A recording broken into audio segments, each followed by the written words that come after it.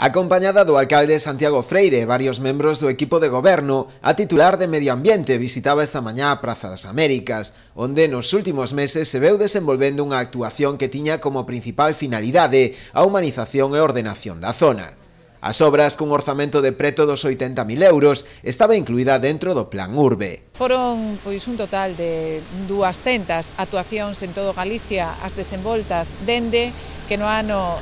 2010 se puxo en funcionamento o Plan Urbe e só neste ano, no ano 2019, temos un total de 90 actuacións entre licitacións, adxudicacións e remate de obras como este caso e que supuxeron unha mobilización de capital de preto de 13 millóns de euros. Co cal, doble obxectivo, humanizar,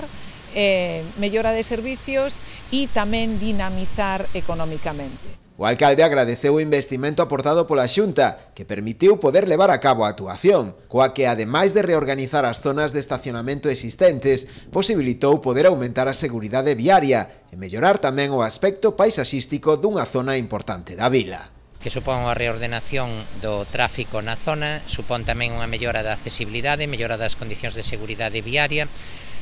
habilitación de determinadas prazas de estacionamento na zona que está ás nosas costas, próxima ao garaxe Chicho, e unha actuación que se ve complementada con outras que se desenvolveron ao longo dos últimos tempos para mellorar as condicións de accesibilidade na zona do barrio de San Lázaro, tamén para mellorar esa accesibilidade ao centro de saúde.